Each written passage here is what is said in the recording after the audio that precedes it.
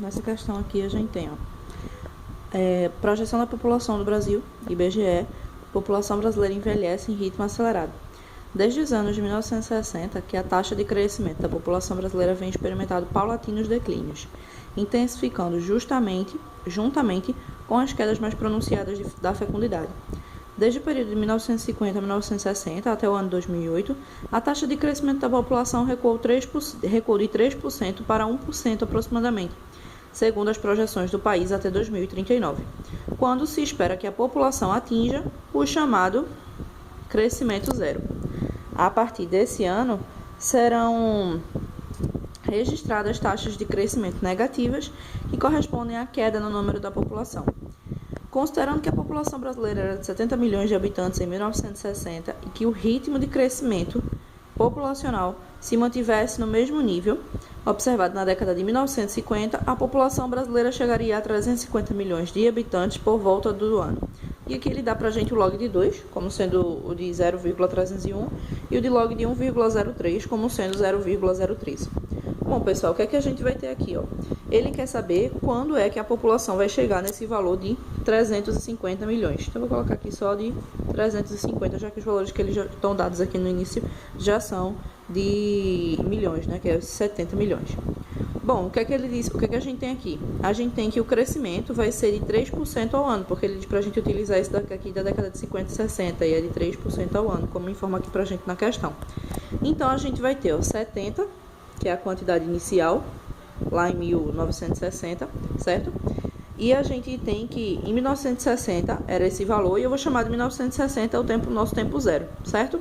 Então, quando a gente fizer o aumento de 1,03, porque vai ser 1 mais 3%, né?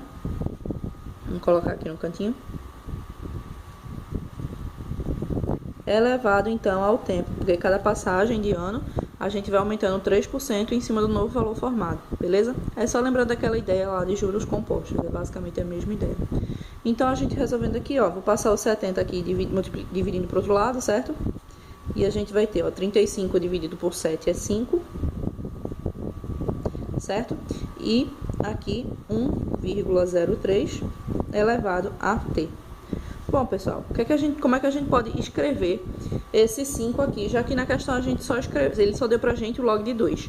A gente pode escrever, primeiro a gente vai aplicar aqui a função log, certo? Vamos colocar aqui log de 5 é igual ao log de 1,03 elevado a t, certo? E como a gente não tem aqui esse log de 5, a gente pode escrever ele como sendo log de 10 sobre 2, tranquilo? Então, a gente vai ter log de 10 sobre 2. E aqui, log de 1,03 elevado a t. Mas como é que eu surjo com essa ideia de log de 2? Bom, é só lembrar que a gente não tem o valor do log de 5. A questão não forneceu isso pra gente, certo? E aqui a gente sabe que o log de uma razão é a subtração entre eles. Então, a gente vai ter log de 10 menos log de 2. Isso aqui é igual ao log de 1,03t, que é t vezes, por também propriedade de log, o log de 1,03, que ele já deu pra gente como sendo 0,013. Vou colocar aqui. Então, log de 2, olhando aqui para a questão, ele informou como sendo 0,301.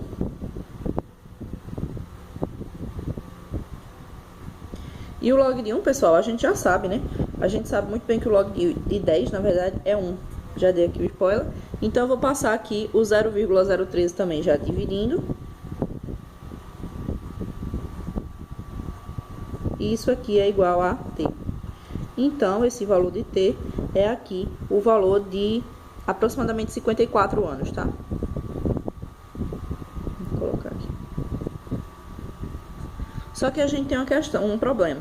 No início, antes da gente começar aqui a montar essa expressão, a gente contou como t sendo o nosso valor de tempo igual a zero. Então, se a gente está no ano de 1960